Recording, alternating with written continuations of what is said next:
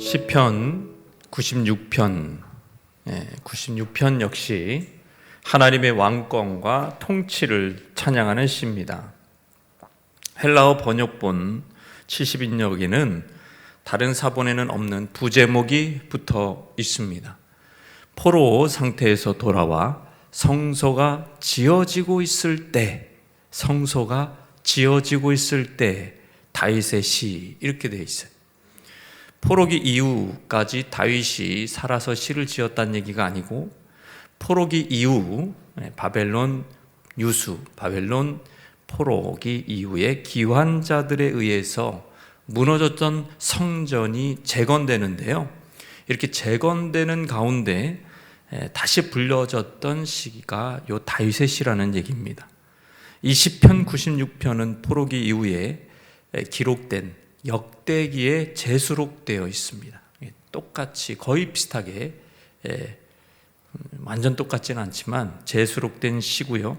이 시편이 후대에 전승되다가 그 후손들이 성소를 다시 지으면서 이 성소의 아름다움, 성소 안에 임재하시는 하나님, 여호와 하나님의 아름다움, 그것을 생각하며 즐겨 불렀던 것입니다. 이 시는 원래 다윗이 법궤를 다윗의 장막으로 옮긴 이후에 이 시를 지었는데, 그 중심 개념이 하나님이 임재하시는 성소입니다. 그것이 포로기 이후 후손들이 돌아와서 성전 건축을 재건하면서 불렀던 것이다. 그러니까 이제 얼마나 의미가 있어요. 다윗이 이제 그 법궤를 옮겼을 때 그때 느낌과, 그리고 이제 다윗의 후손들이 범죄하여 쫓겨나서 하나님 앞에 벌을 받고 징계를 받고 다시 이제 돌아와서, 다시 본토로 가나안 땅으로 돌아와서 무너진 성전을 재건하는 과정에서 또 이 시를 복귀하는 그런 이제 상황을 우리가 생각하면서 96편 1절을 한번 읽어볼까요? 시작. 새 노래로 여호와께 노래하라. 온 땅이여 여호와께 노래할지어다. 이게 좀 느낌이 다르지 않습니까? 새 노래로 여호와께 노래하라. 온 땅이여 여호와께 노래할지어다. 다윗의 찬양, 이스라엘뿐만 아니라 온 땅과 민족이 여호와를 찬양해야 된다. 그리고 이제 포로기 이후에 돌아온 이스라엘 백성들도 이 찬양을 다시 꺼낸 이유는 우리가 여기다가 우리만을 위한 성전이 아니라 이거예요. 이 성전은 온 땅이여 여호와를 찬양할지어다, 이런 느낌으로 이 성전을 짓고 있는 거예요. 왜? 여호와는 이스라엘만의 하나님이 아니라 이거예요. 이스라엘만의 구원자가 아니라 이거예요. 온 세상의 구주시라, 온 세상의 창조주시라 이거죠.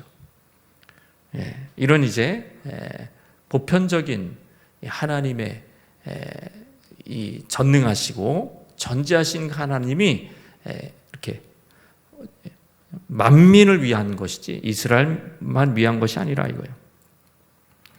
새 노래는요, 새 마음에서 나옵니다. 새 마음은 우리가 스스로 마인드 컨트롤 한다고 나오는 것이 아니에요. 여러분, 새 마음은 어떻게 나오느냐? 하나님의 사랑과 긍휼이 아침마다 새롭기 때문에 우리의 마음도 새로워지는 거예요.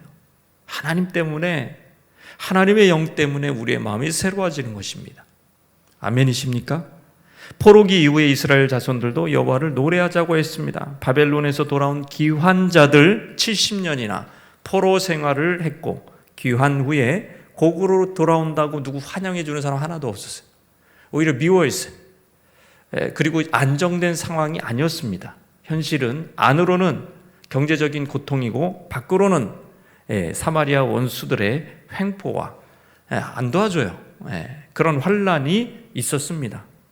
그런 와중에서도 기환자들은 낙심하지 않았습니다. 오히려 당시 신앙의 중심인 성전부터 재건했던 거예요. 이 신앙의 중심이 성전이다. 이때 주로 묵상했던 시편이었던 것입니다.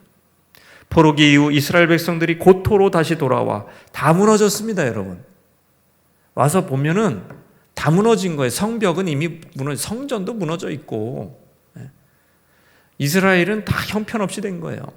도시도 무너져 있고, 뭐가 소망이 있겠어요? 그러나 성전부터 지으면서 여러분 새 노래를 불렀듯이 우리가 낙담하고 힘들어하고 우리의 소망이 좌절됐음에도 불구하고 여러분 우리 마음에 성전을 지어가시기를 바랍니다. 이미 지어졌지만 하나님의 영이 임재하셔야 된다는 거예요. 그게 성전이잖아요. 하나님의 영이 임재하실 때 새 노래를 부를 수가 있어요. 그럼 그거만큼 아름답고 기쁘고 즐거운 일이 없어요. 하나님의 영이 우리를 기쁘시게 한다. 하나님이 날마다 아침마다 새롭기 때문에 우리의 영도 우리의 마음도 아침마다 새로운 거예요. 하나님이 공급해 주시는 힘, 어제와 오늘과 내일이 비슷한 것 같지만 사실 다르잖아요. 우리 지난주에 얼마나 추웠어요. 생각보다 지금 따뜻해요. 저는 이게 하나님께 감사하고 있어요. 이렇게 따뜻해가지고 성도들이 오기에 좋겠구나. 날씨와 온도, 습도, 바람이 다 다릅니다. 이렇듯 만물은 날마다 계절마다 새로운 옷을 갈아입습니다. 뭔가 다른 거예요. 비슷해 보여도. 우리 마음 역시 하나님을 모시고 있다면 하루하루가 새로운 줄 믿습니다. 우리의 마음에 우리 자신이 우리의 육체와 우리 자신이 하나님의 성전이 되고 우리의 마음이 지성소가 돼서 하나님을 모시고 있을 때 하나님이 아침마다 우리를 새롭게 하시고 그 새 마음이 새 노래로 새 찬양으로 하나님 앞에 올려지는 줄 믿습니다. 아마 저기 새들도 지저귀일 때 똑같이 안 할 거예요. 매일매일 뭔가 다를 거예요.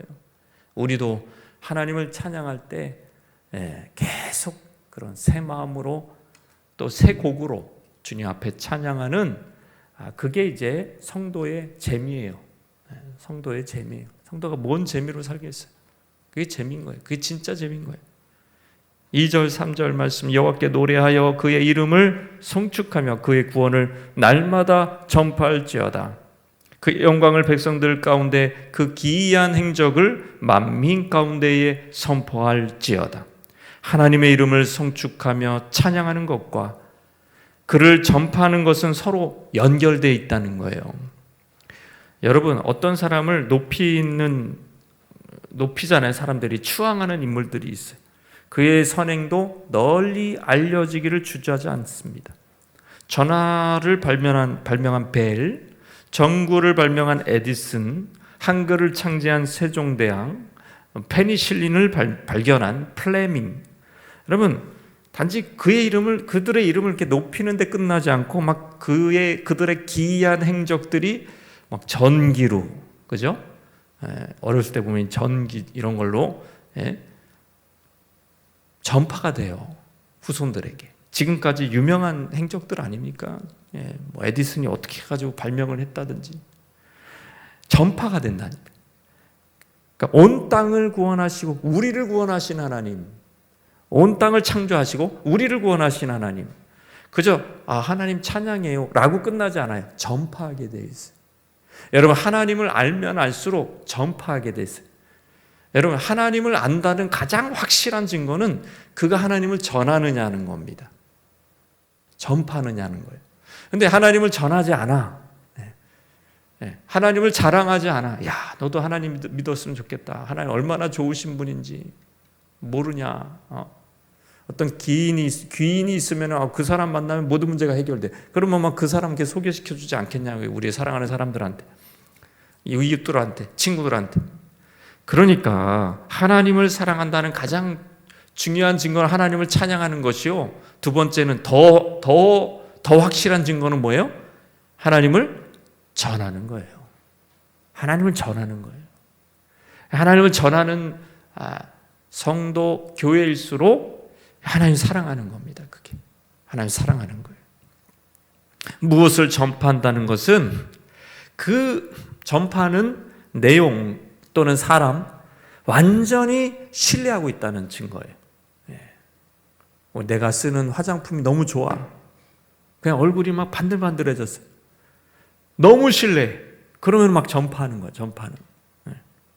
하물며 여러분 하나님일까 보냐? 성도가 하나님의 구원을 확신하고 있다는 증거, 가장 확실한 증거는 그 구원을 전파하는 것입니다.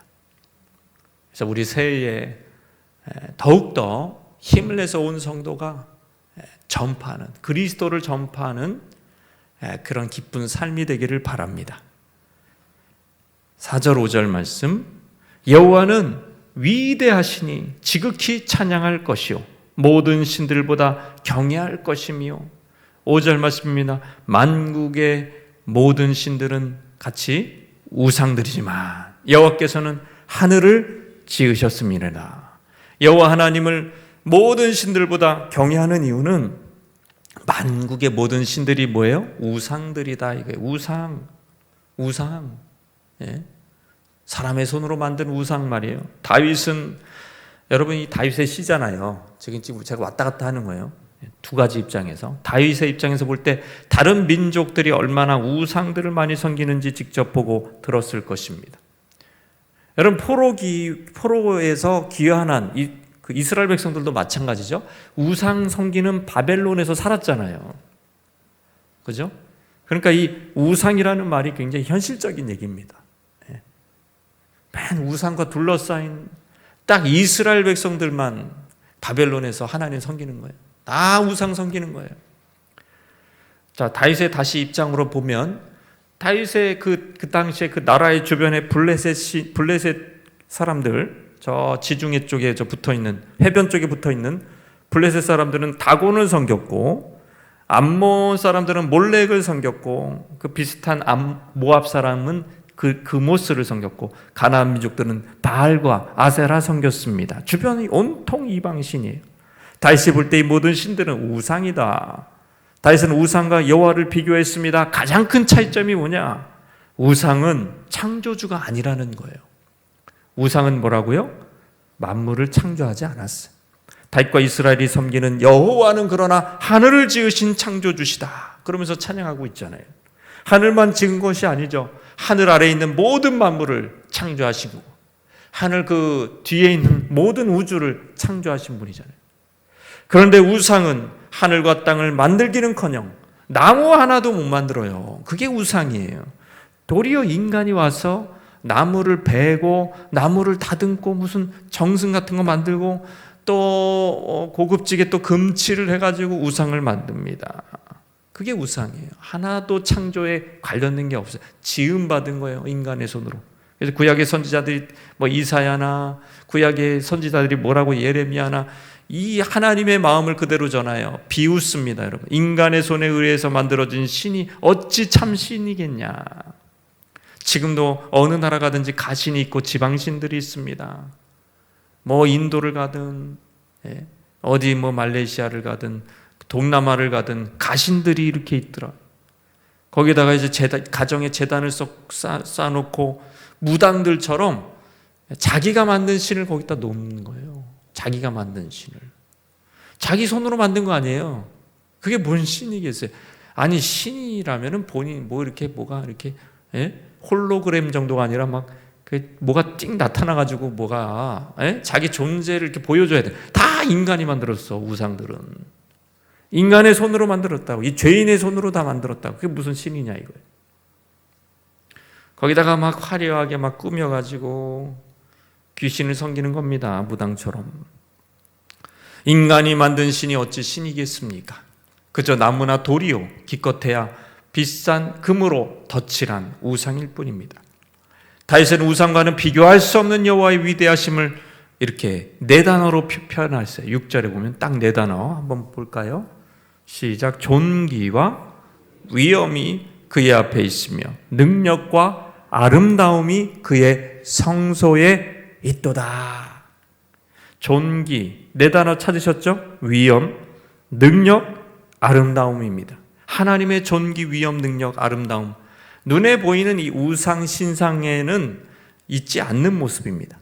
그게 없으니까 사람들은 우상 신상을 아름답게 보이려고 어떻게 하면 아름답지? 그래가지고 여성의 모습으로 이렇게 우상을 만들어요. 국보급이잖아요, 그거. 여성의 모습이에요. 여성의 모습. 좀 더 아름답게 하려고. 위험 있게 보이려고 엄청나게 크게 만듭니다. 엄청나게 크게. 보면은요, 커요. 뭘 이렇게 크게 만드는지.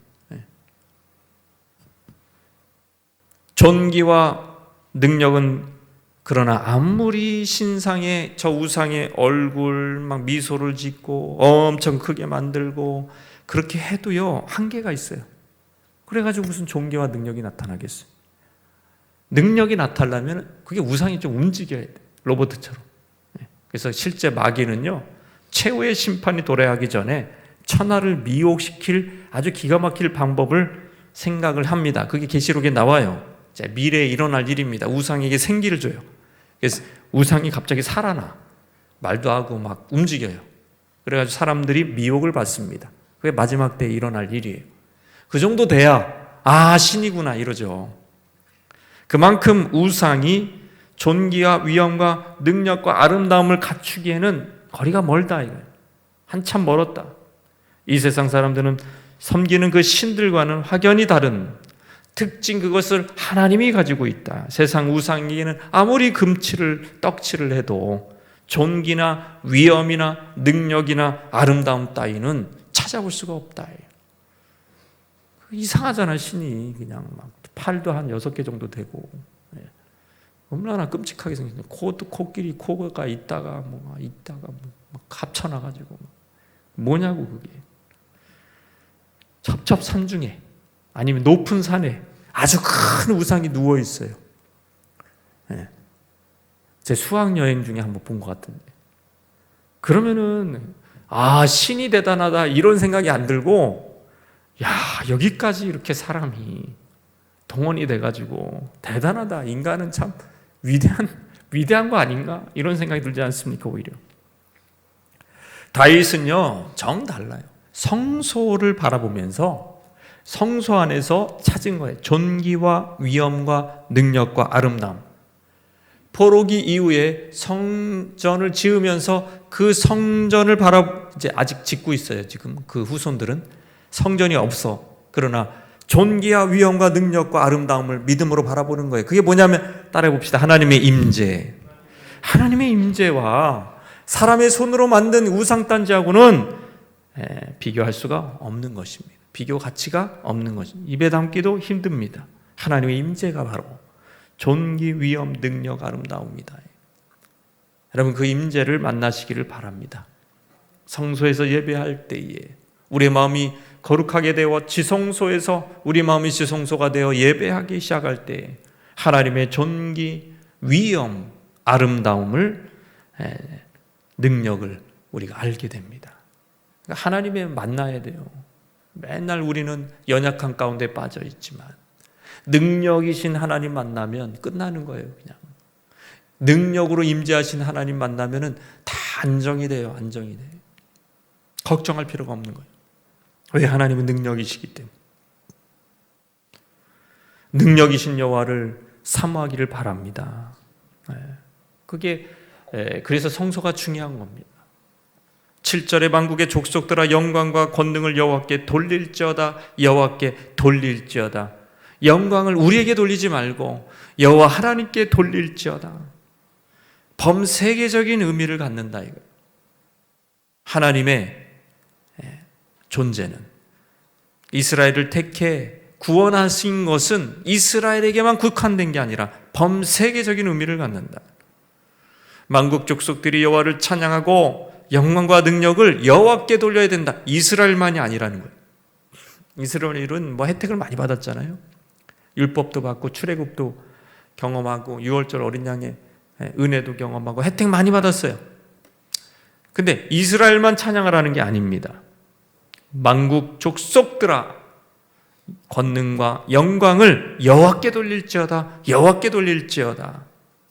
자꾸 돌리라고 말하는 이유는 까닭은 뭐가 있기 때문에요. 약간의 영광과 능력을 하나님이 만국 족속들에게 주셨기 때문에 자꾸 돌리라는 거예요.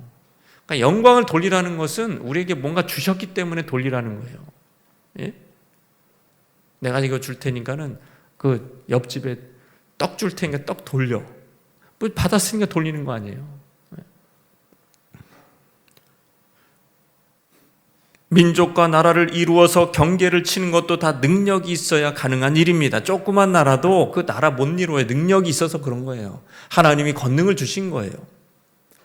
종기를 주신 거예요. 각 민족에게 하나님이 부여해 주신 영광과 능력이 있는데, 우리 이사야서 수요예배 때마다 묵상했지만 하나님이 이방 민족에게 능력을 주셔요. 그래갖고 어떤 아수르 같은 민족, 바벨론 같은 민족은 이스라엘을 치는 막대기로 사용하잖아요. 근데 보면은 교만해져.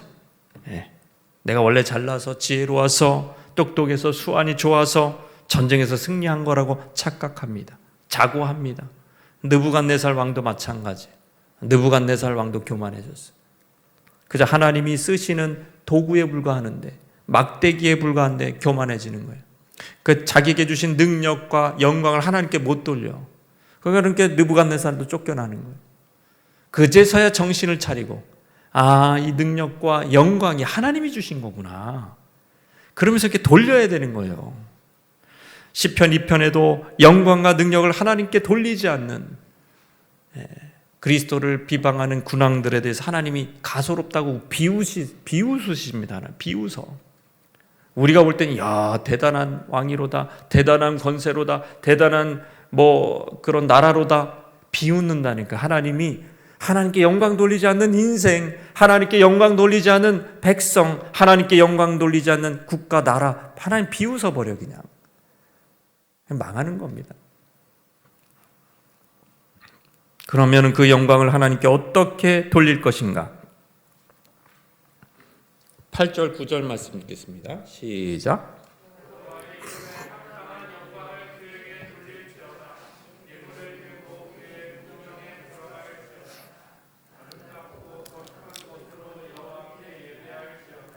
온 땅이여 그 앞에서 떨지어다. 어떻게 영광을 돌릴 수 있다고요? 여기 답을 다 가르쳐 주잖아요. 맨입으로 영광이 안 돼. 영광을 돌리려면요, 예물을 들고 가라. 다윗이 그랬어요. 예물을 들고 그 궁정에 들어가라. 여기 이제 궁정이라고 번역되는데 실제로 이제 성전 뜰입니다. 성전 뜰. 성전 뜰로 들어가라. 이건 좀 명백한 오역이라 그래요. 이 궁정이라는 말은 좀 왕궁 같은 느낌이잖아요. 그게 아닙니다. 성전 뜰입니다. 성전 뜰. 뜰이라 뜰. 성전이 아직 지어지지 않았기 때문에 성전 뜰이 정확한 번역이다. 성전 뜰은 바로 여호와 임재로 들어가는 관문 역할을 하는데 빈손으로 가지 말라. 하나님께 영광을 돌려드리는, 나에게 주신 영광을 돌려드리는 길은 예물을 드리는 거다. 예물을 드릴 수 있는 힘을 하나님이 주셨기 때문에 예물을 왜 하나님이 드리라 그러냐, 아까워라, 그게 아니고 그거는 잘못 생각한 거예요. 거꾸로 생각하면 뭐예요? 예물을 드릴 수 있는 권능과 영광을 주셨다 이거예요. 그래서 예물을 드리는 거예요. 스바 여왕이 예물을 드리지 않습니까? 솔로몬에게.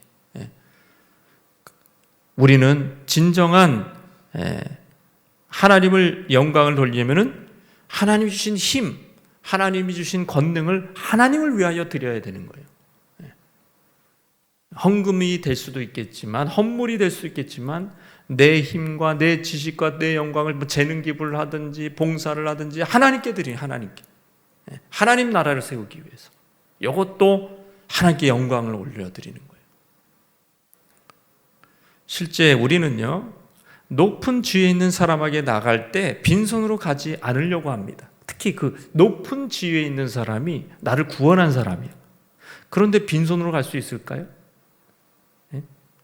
한 나라의 왕 덕분에 전쟁에서 승리하고 우리나라가 튼튼해지고 외세의 침략에서 구원받은 백성들 왕 앞에 나가, 그런 기회를 주어졌어요. 빈손으로 안 나가요. 예물을 준비해서 나가는 것이 당연한 법입니다. 왕이 베푼 은혜와 그 영광에 대한 합당한 예의를 갖추듯이 모세율법에서도 하나님은 자기에게 나오는 자에게 빈손으로 나오지 말라고 분명히 얘기했습니다. 하나님께 영광을 돌리는 길은 그 영광에 합당한 예의를 갖추는 것입니다. 다윗은 그래서 하나님 나라를 위해서 전심으로 헌신했고 일했고 싸웠고 그 전리품들을 또 하나님 앞에 드렸습니다. 그러니까 영광을 하나님이 주셨는데 다윗에게 그거를 돌려드린 거예요. 하나님 앞에 다시 돌려드리는, 그것이 바로 하나님께 영광을 돌리는 길이다. 우리가 말과 혀로만 사랑할 것이 아니라 행함과 진실함으로 하자. 그러니까 이웃 사랑들, 그 성도 사랑도 하나님께 영광을 돌려드리는 길인 줄 믿습니다. 그러니까 우리 하나님 나라를 위해서 전도하는 거, 어린 친구들을 양육하는 거, 다 하나님의 영광을 돌려드리는 길. 돌려드리는 거예요. 말과 혀로만 사랑하는 게 아니에요. 다윗이 여호와를 예배하고 또 우리 보고 예배하라고 명령한 이유는 하나님이 큰 나라의 왕 정도가 아니라 온 세상을 다스리는 왕이시기 때문이다. 10절 말씀입니다. 모든 나라 가운데에서 이르기를 여호와께서 다스리시니 세계가 굳게 서고 흔들리지 않으리라.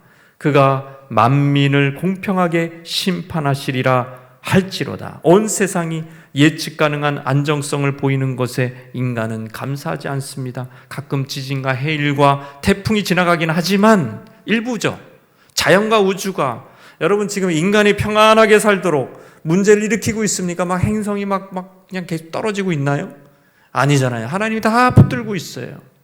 오히려 인간이 망쳐요. 인간이 하나님이 창조하신 자연 질서를 파괴하고 왜곡시키고 회방시킵니다. 그런 일을 지금까지 해왔어요. 지구 온난화로 빙하가 녹고 또 이제 좀 더운 지방은 사막화가 진행되고, 여러분 그게 하나님이 하신 일이 아니에요. 인간이 한 거지. 인간의 이기적인 문명이 자연의 질서를 파괴시켜버린 겁니다. 이 세상을 누가 다스리는가? 인간이 다스리면 불안합니다. 그러나 다윗의 시처럼 태초부터 지금까지 하나님의 다스리심이 세계에 굳게 서 있고 결코 흔들리지 않는다. 하나님의 다스리심의 클라이막스가 뭐냐? 절정이 뭐냐? 따라해봅시다. 공평한 심판. 이 공평한 심판은 다스리심의 끝판이에요. 끝판왕이 바로 심판하입니다. 심판. 그래서 만민을 공평하게 심판하리라. 창조주 하나님의 뜻대로 이 땅을 잘 다스리라는 명령을 인간이 어기고 자연 질서를 깨트리고 서로 미워하고 시기하고, 그래서 막 죽이고 땅에 피를 흘리고 땅이 더러워지고, 여러분 이것에 대한 심판을 하나님이 하신다는 거예요. 하나님이 만인을 공평하게 심판하시는 때에 비로소 하늘과 땅이 기뻐한다고 지금 시편 얘기하고 있지 않습니까? 11절에 하늘은 기뻐하고 땅은 즐거워한다. 왜 즐거워하느냐? 하나님이 심판하시기 때문에 즐거워하는 거예요. 특별히 그 흉악한 인간들이 흘린 피, 저들이 행한 만행들 다 하나님이 모조리 심판하겠다는, 그게 하나님의 다스리심의 클라이막스예요. 그때 하늘은 기뻐하고 땅은 즐거워한다는 거예요. 이게 종말론적인 얘기를 이 시편에서, 꼭 계시록도 아닌데 하고 있어요. 놀라운 거죠. 그러니까 이게 지금 이 시편 하나도요, 다윗이 지금 하나님의 영에 감동돼서 쓴 거예요. 하나님의 선하신 통치와 공평한 심판, 하늘과 땅이 기뻐하시는 이유인 거죠. 이 만물이 하나님의 심판을 즐거워하는 모습, 종말론적입니다. 모든 인간을 심판하시는 그 마지막 때예요. 마지막 때가 언제죠? 예수 그리스도 재림하셔서 심판주로, 구세주일 뿐만 아니에요. 구세주는요 이미 성탄절에 끝났어요. 성탄으로 끝났다고. 이제는 심판주로 오십니다.